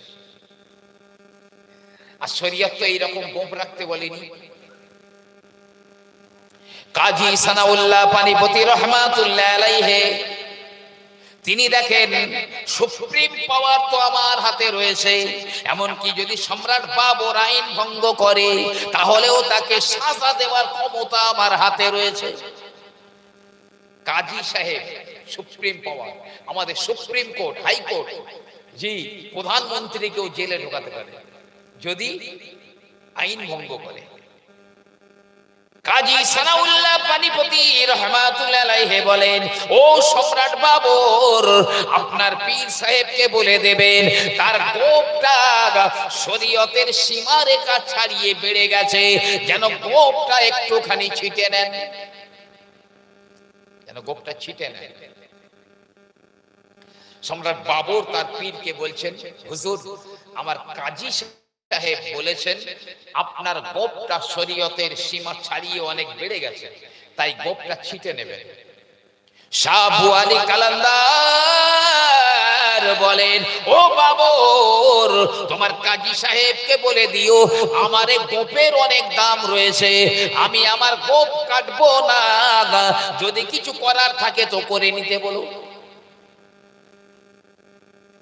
সম্রাট বাবর বলছে, হুজুর, আমার পীর বলছে আমার গোপের অনেক দাম, এ গোপ আমি কাটবো না। কাজী সানাউল্লাহ পানিপতি বললেন, ও সম্রাট বাবর, আমার দ্বিতীয় অন্যায়, আপনি আবার একবার আপনার পীরকে গোপটা ছিটে নিতে বলুন, কারণ শরিয়ত যতটা রাখতে বলেছে তার চাইতে অনেক বেড়ে গেছে, এটা জায়েজ নেই।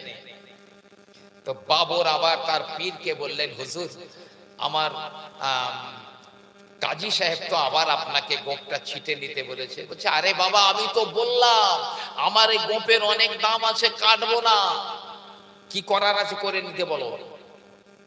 সম্রাট বাবরকে বাবর আবার কাজী সাহেবকে বললেন, কাজী সানাউল্লাহ পানিপতি বললেন, ও সম্রাট বাবর, আপনার পীর যদি গোপ ছিটে নেয় তো ভালো, না হলে আগামীকাল রাজ দরবারে থাকতে বলবেন, আমি নিজে কাঁচি এনে গোপটা আমি ছিটে দেব, পাওয়ার আছে আমার হাতে, আমি নিজে ছিটে দেব গোপটা। হাত দিয়ে বাধা দাও বলেছেন নবী। সম্রাট বাবর তার পীরকে বলেছেন, হুজুর, কাজী সাহেব বলেছেন হয় গোপ ছেটেন, না হাত কাল আমার দরবারে থাকে, আমার কাজী সাহেব আপনার গোপটা ছিটে দেবে। মানে এই খবরটা চাউর হয়ে গেছে চারিদিকে, লোকজন শুনে ফেলেছে, আগামীকাল এইরকম একটা ব্যাপার হবে, যদি বাবরের পীর, সম্রাটের পীর গোপ ছেটে তো ভালো না, তো তার কাজী সাহেব ছিটে দেবে। পরের দিনে দরবার বসে গেল, সম্রাট বাবর বসে আছেন, তার পাশে তার পীর শাহ আবু আলী কালান্দার বসে আছেন। রাজ দরবারটা প্যাকটাপ হয়ে গিয়েছে, একেবারেই মানে এমন প্যাকটাপ হয়ে গেছে যে তার ভিতরে একটা সোজ ঢোকাবারও জায়গার নাই, একদম পিন পতন নীরবতা, কোনো শব্দ নাই, সাউন্ড নাই। কাজী সানাউল্লাহ পানিপতি হাতে একটা কাঁচি নিয়ে সম্রাটের সামনে হাজির হয়ে যায়।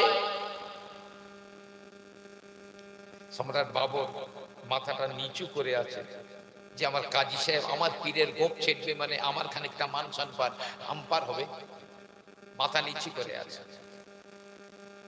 কাজী সানাউল্লাহ পানিপতি বলেন, ও শাহ সাহেব, আমি আপনাকে 3 বার ওয়ার্নিং দিয়েছি, আপনার গোপটা শরীয়তের সীমারেখা ছাড়িয়ে গেছে, গোপ আপনি ছিটে নেন। বলে, ওরে কাজী সানাউল্লাহ, আমি তো বলেই দিয়েছি আমার গোপের অনেক দাম, আমি ছিটবো না। তাহলে রেডি হন, কাঁচি তুলেছে, গোপের কাছে নিয়ে গেছে। এখন পীর সাহেব বলছে, দাঁড়াও দাঁড়াও, কাজী সাহেব দাঁড়াও, আমার গোপে পোঁচ মারবার আগে তুমি চোখ দুটো বন্ধ করে একটু উপরের দিকে দেখো তো। কাজী সাহেব তো বলছে, কি ব্যাপার? পীর সাহেব আমাকে চোখ বন্ধ করে কি দেখতে বলছে উপরের দিকে? তো ঠিক আছে, দেখি কি হয়। পীর সাহেব চোখ বন্ধ করে উপরের দিকে তাকিয়ে আছে। কিছু সময় পরে কাজী সানাউল্লাহ পানিপতি রহমাতুল্লাহ আলাইহি চোখ বন্ধ করে উপরের দিকে তাকিয়ে রয়েছে। পীর সাহেব বলে, ও কাজী সাহেব, মুখ নামাও, চোখ খুলে বলো কিছু দেখতে পেলে নাকি? এই কাজী সাহেব, কিছু দেখতে পেয়েছো? বলছে, হ্যাঁ দেখতে পেয়েছি। আমি মিথ্যা বলবো না, আমি দেখলাম আপনার ওই গোপ দুটো আল্লাহ পাকের আরশে আজিমের নিচে ঝোলানো রয়েছে। আল্লাহর আরশে আজিমের নিচে লটকানো রয়েছে। দেখলে তো আমার গোপের কত দাম। আমি তো বললাম যাও কাঁচি গুটিয়ে বাড়ি যাও, আমার এই গোপ আল্লাহর আরশে আজিমের নিচে লটকে রেখেছেন আল্লাহ। কাজী সানাউল্লাহ পানিপতি রহমাতুল্লাহ আলাইহি বললেন, ও শাহ সাহেব, আপনিও একবার চোখ দুটো বন্ধ করে উপরের দিকে তাকিয়ে দেখুন। পীর সাহেব বলছে, আরে কাজী আবার আমার উল্টে চোখ বন্ধ করে দেখতে বলছে, কি দেখাবে আবার? আমি তোকে দেখালাম আমার গোপ আল্লাহর আরশের নিচে, তো উনি আবার কি দেখাবেন? তো ঠিক আছে, দেখি কি হয়। সাবু আলী কালান্দার চোখ দুটো বন্ধ করে উপরের দিকে তাকিয়ে আছেন। কিছু সময় পরে শাহ সাহেব বলে, ও কিছু সময় পরে কাজী সানাউল্লাহ বলেন, ও শাহ সাহেব, মাথা নামান, চোখ দুটো খুলে বলুন আপনি কিছু দেখেছেন? পীর সাহেব বলছে, কাজী সাহেব, আমিও মিথ্যা বলবো না, আমি দেখেছি। আমার এই গোপ আল্লাহর আরশে আজিমের নিচে টাঙানো আছে, এটা ঠিক, তবে তোমার শরীয়তের কাঁচি আমার গোপে রেডি করা আছে।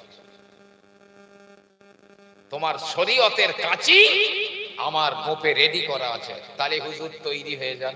এক পোঁছ মেরে দিয়েছে, গোপগুলো কেটে পড়ে গেল এক সাইডে। খবর এলো, কাজী সানাউল্লাহ, তোমার বড় ছেলেটা হাত পা খেঁচাখেচি করতে করতে মারা গিয়েছে। পীর সাহেব বললাম, আমার গোপে হাত দিও না। বলে, দেখুন আমি আপনার গোপ কেটেছি বলে আমার ছেলে মরে গেছে, ওটা কাজী সানাউল্লাহ মানে না। আমি নবী পাকের হাদিসের উপরে আমল করেছি। নবী বলেছেন, শরীয়ত বিরোধী কোনো কাজ যদি হতে দেখো, তোমার ক্ষমতা থাকলে হাত দিয়ে বাধা দাও, আমি বাধা দিয়েছি। আর ওই জন্য আমার ছেলে মরে গেছে মানি, আপনি রেডি হন। আর একদিকে পোঁছ মেরে দিয়েছে।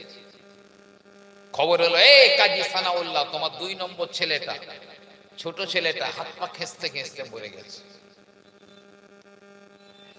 জি, এখন পীর সাহেব বলছে, কাজী সাহেব তুমি যদি বলো, আমি তোমার ছেলে দুটোকে জ্যান্ত করে দিচ্ছি।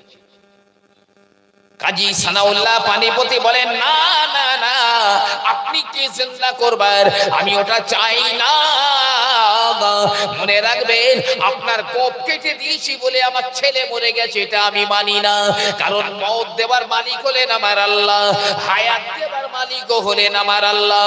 মনে রাখুন, কিয়ামতের ময়দানে কাজী সানাউল্লাহর জীবনের কোন আমল যদি রব্বুল আলামিনের দরবারে কবুল নাও হয়, অন্তত পক্ষে আমি একটা কথা বলতে পারবো, ও আমার আল্লাহ পাক, তোমার নবীর একটা হাদিসের উপরে আমল করে শরীয়ত বিরোধী এই বড় গোপটা আমি কেটে দিয়েছিলাম।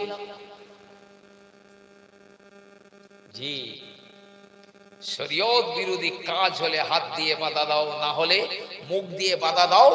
তাও যদি ক্ষমতা না থাকে, অন্তর দিয়ে ঘৃণা করে ওখান থেকে সরে যাও। যদি না যাও, তোমার মধ্যে এক জাররা ঈমান আছে, এটা নবী বলছেন মানা যাবে না।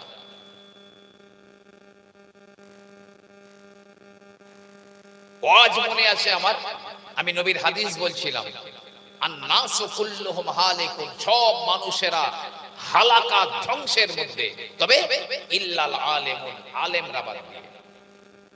নবী আমার বললেন, আল আলিমুনা কুল্লুহুম হালিকুন ইল্লাল আমিলুন, আলেমরাও ধ্বংস হয়ে যাবে, আলেমরাও ধ্বংসের ভিতরে রয়েছে। না না না, আলেমরাও বাঁচবে না, তবে যারা আমল করে, আমলকারীরা বাদ দিয়ে, যারা নেক আমল করে তারা বাদ দিয়ে, আর সব ধ্বংস। প্রথম বলেছিলেন নবী সব মানুষ ধ্বংসের মধ্যে, শুধু আলেমরা বাদ দিয়ে। এবার বলছেন, ও আলেমরাও ধ্বংসের মধ্যে, তবে যারা আমল করে তারা বাদ দিয়ে। বিশ্বনবী তারপরে আবার বললেন, না না না, ওয়াল আমিলুনা কুল্লুহুম হালিকুনা ইল্লাল মুখলিসুন, যারা আমল করে তারাও ধ্বংসের ভিতরে, ওরাও ধ্বংসের ভিতরে রয়েছে, তবে শুধু তারাই বাঁচবে যাদের মধ্যে ইখলাস রয়েছে। ইখলাস মানে লিল্লাহিয়া, শুধু আল্লাহকে খুশি করার জন্যই যে ইবাদত করা হয়। হযরতে আলী রাদিয়াল্লাহু আনহুর সঙ্গে এক ইহুদির মল্ল যুদ্ধ বেঁধে গেল। তো হযরতে আলী ইহুদিটাকে মাটিতে ফেলে বুকের উপরে বসে গলায় তলোয়ার ধরেছে। জবাই করে ফেলবে। আর ইহুদি ঠিক ওই মুহূর্তে হযরতে আলীর মুখে থো করে থুতু দিয়েছে। হযরতে আলী ইহুদির বুক থেকে উঠে দাঁড়িয়ে বলছে, এই যে আজকে তো ছেড়ে দিলাম, তবে পরের দিন যেদিন পাবো সেই দিন তো বুঝিয়ে দেবো। ইহুদি বলছে, হে আলী, আজ তো তুমি আমাকে কাবুতে ফেলে, মাটিতে ফেলে বুকে বসে ধরেছিলে, টানলেই তো হয়ে যেত, তা আবার কেন আজকে আমার ছেড়ে দিচ্ছ অন্য দিনের জন্য? বলে, দেখো, আমি যখন তোমাকে প্রথম জবাই করতে যাচ্ছিলাম তখন আমার আল্লাহ পাকের সন্তুষ্টির নিয়েতেই যাচ্ছিলাম, আমার অন্য কোনো স্বার্থ ছিল না, শুধু আল্লাহকে খুশি করবার জন্য। কিন্তু তুমি যখন আমার মুখে থুতু দিয়েছো তখন তোমার উপরে আমার এক্সট্রা একটা রাগ এসে গেল। আর এখন যদি তোমাকে খুন করি তো আমার আল্লাহ সন্তুষ্টির উদ্দেশ্যে হবে না, আমার নিজের রাগ মেটাবার জন্য খুন করা হবে, এই জন্য আজ তোমাকে ছেড়ে দিলাম। ইহুদি বলছে, হে আলী, এটাই যদি হয় ইসলাম তো আমি পড়ে নিলাম লা ইলাহা ইল্লাল্লাহ মুহাম্মাদুর রাসূলুল্লাহ, এর নাম ইখলাস। যতদিন মানুষের মধ্যে ইখলাস থাকবে, আল্লাহর খুশি করার নিয়ে, নবী পাক বলতেন, আমার উম্মতেরা ইসলাম ধর্ম ছেড়ে দিয়ে অন্য কোন ধর্মাবলম্বী হয়ে যাবে, আমি নবী ওই ভয় করি না। তবে আমার খুব ভয় হয় আমার উম্মত না জানি গোপন শিরকের মধ্যে না ডুবে যায়, গোপন শিরক। সাহাবায়ে কেরামেরা বললেন, ইয়া রাসূলুল্লাহ, মা শিরকুল খাফি, গোপন শিরকটা কি জিনিস? আমার নবী পাক বললেন, আর রিয়া ও শিরকুল খাফি, মানুষকে দেখানোর উদ্দেশ্যে, মানুষের কাছে বাহবা পাওয়ার উদ্দেশ্যে কোন নেক আমল করা, নেক কাজ করা, এটাই হলো গোপন শিরক। যখন মসজিদে নামাজ পড়ে, জোহরের নামাজ লাগে 25 মিনিট 20 মিনিট, সেজদায় গেলে আর উঠতে চায় না, আর বাড়ি যখন পড়ে 5 মিনিটে মিটে যায় জোহরের নামাজ। কেন? বাড়িতে কেউ দেখছে না, আর মসজিদে অনেক লোক দেখবে, বলে ওহ কি সুন্দর নামাজ, শেখার আছে। ফাওয়াইলুল লিল মুসাল্লিন আল্লাযীনা হুম আন সালাতিহিম সাহুন আল্লাযীনা হুম ইউরাউন।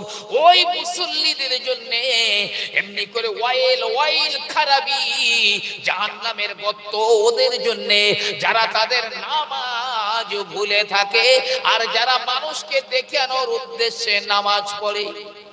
আল্লাযীনা হুম ইউরাউন, মানুষকে দেখানোর জন্য নামাজ পড়ে। যতদিন আমার আপনার মধ্যে আল্লাহকে খুশি করার নিয়ত থাকবে, ইখলাস থাকবে, শয়তান আপনার কাছে দুর্বল, একদম দুর্বল। আর যখন অন্যকে খুশি করার নিয়ত থাকবে তখন আমি দুর্বল, শয়তান সবল হয়ে যাবে। কিতাবে একটা ঘটনা এসেছে, এলাকায় একটা গাছ রয়েছে, সেই গাছে লোকেরা গিয়ে শিরক করে, ঢিল বাঁধে, জি, সেখানে তেল পানি রেখে আসে, সেখানে গিয়ে সাজদা করে, সেখানকার ধুলোবালি মাখে, শিরক করে। প্রত্যেকদিন 200-500 লোক শিরক করে। এখন ওই এলাকায় এক দরবেশ বাস করে, বাস্তবিক সে লোক দরবেশ। তো দরবেশ বলল, ওই গাছ আমি কেটে ফেলবো, কারণ ওই গাছ প্রতিদিন 200-500 মানুষকে বেঈমান হতে সহযোগিতা করছে, ওখানে গিয়ে শিরক করে। তো দরবেশ একটা কুরুল নিয়ে এসে খাড়ে করে যাচ্ছে গাছ কাটবে। শয়তান দেখছে ও যদি গাছটা কেটে ফেলে তা প্রত্যেকদিন যে 200-500 করে বেঈমান হচ্ছিল এটা তো আর হবে না, অতএব গাছ কাটতে দেওয়া যাবে না। শয়তান মানুষের রূপ নিয়ে রাস্তায় দাঁড়িয়ে আছে, দরবেশ যাচ্ছে, ও দরবেশ সাহেব কোথায় কোথায় যাচ্ছ? বলছে, আর ভাই বলো না, ওই যে গাছ রে অমুক জায়গায় প্রতিদিন কত লোক গিয়ে ওখানে শিরক করে বেঈমান হয়ে যাচ্ছে, তাই যাচ্ছি, লোক যাতে শিরক করতে না পারে তাই গাছটা কেটে ফেলে দেবো। গাছ কাটলে আর ওখানে কেউ যাবে না, বেঈমানও হবে না। এই দরবেশ তো চিনতে পারিনি ও ইবলিস, জানি একজন মানুষ। এখন এই ইবলিস, মানুষ বেশি ইবলিস, বলছে দরবেশ ও গাছ তোমার কাটতে দেবো না, তুমি যাই করো। আর দরবেশ বলছে গাছ আজ আমি কাটবই, আর এ বলছে গাছ আমি কাটতে দেব না। দুজনার মধ্যে লড়াই বেঁধে গেছে। এখন দরবেশ সাহেব এই মানে মানুষ বেশি ইবলিসকে মাটির উপরে আচার মেরে ফেলে দিয়ে ওর বুকের উপরে বসে কুরুল ধরেছে। বলে এই বাধা দিবি, এই কুরুল তোর বুকে ঢুকিয়ে দেব, বুকে কুরুল ঢুকাবো তোর। ও ফুরফুরা শরীফ থেকে আওলাদে মুজাদ্দেদে জামান উনি এসেছেন, তার সম্মানে সকলে একটু তাকবীর দেন। নারায়ে তাকবীর, নারায়ে তাকবীর। সিলসিলায়ে মুজাদ্দেদে জামান, সিলসিলায়ে ফুরফুরা শরীফ, আওলাদে মুজাদ্দেদে জামান, আওলাদে মুজাদ্দেদে জামান, নারায়ে তাকবীর। ও এসে গেছেন, আলহামদুলিল্লাহ। শেষ করলাম। আসসালামু আলাইকুম।